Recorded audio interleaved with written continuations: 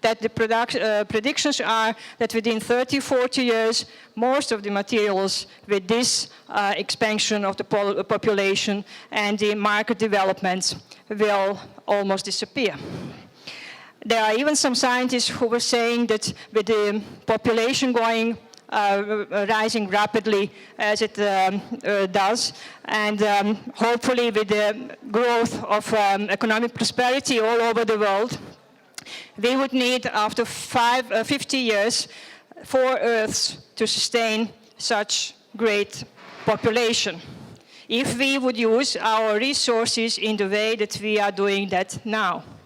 And that means in a linear material flow. That means not thinking enough or clever enough of how really to use these materials and extend their life cycle as long as possible. And it has very much to do, of course, also with this diagram on the low left side. Now, the beginning of Industrial Revolution, and everyone was very, very inspired by everything that technology was offering. And what we were doing was really just picking up resources, making products, developing the market economy, and it was working up to the point that we were using so much, and we were so much obsessed by the great economic impacts of this kind of attitude that at a certain point, things started to change as a climate. At a certain point, we realized that oil is going to disappear and gas and so forth, and that we have to think in a different way. So there is a trend that we are going into now, and that is also the right diagram, showing the attitude in the first phase, which was related to the use of products and design of products which had a low recyclable rate. And the task for the designers is basically to focus on design issues and concepts that will produce products with high recyclable and reusable rates. And what I also mentioned just a few seconds ago, the very important issue in whole green design strategy is to change this linear diagram into circular when it comes to the use of materials. Just to introduce a circular closed material cycle that will help us to use efficiently materials as long as possible. And of course, there were great people before, and when it comes to the product design, this issue of reuse has been tackled already 30 or 40 years ago. There were even some cars, as this Lotus car developed in 1962, which can be totally dismantled, and even people who would buy this car would be able to choose their parts and actually individualize their own cars. So in the car industry, in some other product industries, the design for disassembly, for example, strategy, which provides the gives a possibility for further reuse of materials, has been addressed, as this chair, which I think everyone knows very well up to now.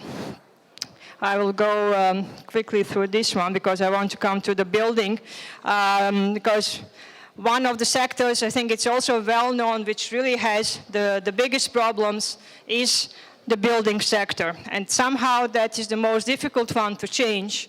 Of course, it has a great economic impact. There are lots of people involved and working in building construction companies worldwide, and it is very difficult to change construction methods that these companies have been using in the last 70 years almost. So that's how long these kind of construction methods have been used. Now, what we see is that our buildings are put together in a way that we just do not take into account that the materials we put in have a different life cycles, they have different technical life cycles, but also use life cycles. We just put them all together in a most quick way to speed up the construction. And after 5 years, if the owner changes its mind, if there is a new owner or a new company coming in, just the parts of the buildings are being demolished and put to waste.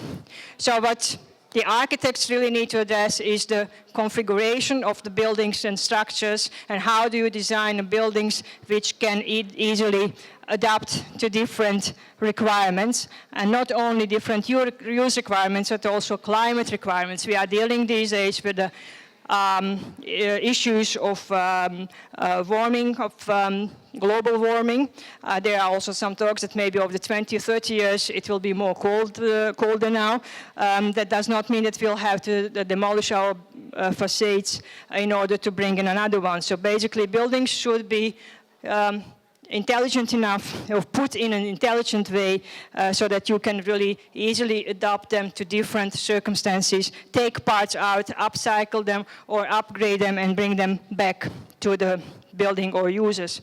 And the whole chain in building construction really will have to deal with this issue, and the construction and production industry will really have to address this seriously. Just to give you an idea of what we can gain out of this building, like the one you saw here, everything just goes, I don't know if you see it clearly, but it's a building which is being demolished and everything just goes to the waste disposal sites. But within that building you would have a site structure, skin setting, systems and stuff. The terms architects know very well, and they all have different use life cycles. So can you imagine that you can reuse systems within a building like 4 times, which would be reasonable, and that happens when you have a new company or a new people going in. They would like to change their bathrooms or the whole infrastructure within a building, and it is possible to design flexible installation systems so that you can really adapt them also easily to these uses. That is not happening now, but if that would, then you could just reuse these parts also 4 times. So there is a great economic gain out of that. So what we are doing now when building, we know that when we build a building now, it is not going to last and stay like this for more than 20 years maybe. But we still, as designers, don't take it very seriously. So we just design it out of one first brief we get from the client, and he says how many rooms you need and how many square meters. But that is not the issue for the future. So we need to design the buildings which will have a capacity to be changed and become also something else, and not just a 3-room apartment, but maybe 2 or 4.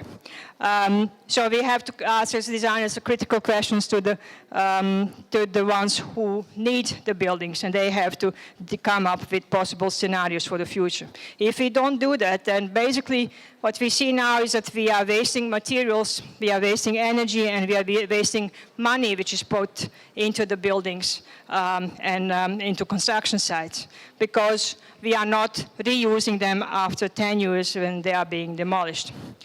And there are possibilities, and as I mentioned, the architects will have to really rethink the whole idea of configurations of buildings and how to develop more open systems and structures that can easily be adapted and changed. So we'll need buildings with higher transformation capacity on different levels, spatial, systems, and material levels.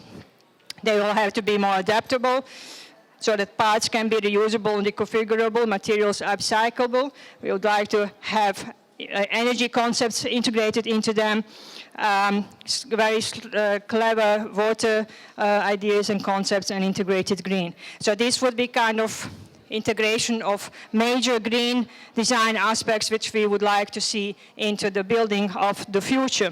And just to tell you that we are not standing still, and I want to also put some attention on great efforts that the Faculty of Architecture is doing here in Sarajevo, and thank also to Professor Adnan Pasic, who manages to inspire students from the Faculty of Architecture every year and to involve them in the international design studios, which we are doing together. And this is the project which the students from Faculty of Sarajevo did this year together with students from the University of Twente and ILDIS. They were developing the experimental green building lab, which is going to be built at the campus of University of Twente with the construction industry. They were working on the integration of the factors, which I just mentioned in a slide above, introducing all these aspects together and trying to develop a dynamic structure which is going to be changed every year. The idea is that we build there a lab which will have every year a different form, and every year different techniques and components can take a part. Hopefully we will learn all together how to improve our building methods, how to bring in good techniques to improve our comfort and energy production issues. And after 3 or 4 years, we'll have more answers on how to build in the future. So those are just some last photos of the first concepts which were done by the students within this international design studio, which is going on very well and hopefully will go into another step of development of a broad master program also here at the University of Sarajevo. And finally, I will just finish it with this sentence. The green design should result into the cities, buildings, and product structures that can be easily adapted to the changing demands and whose components and materials can be reused for different purposes. Thank you very much.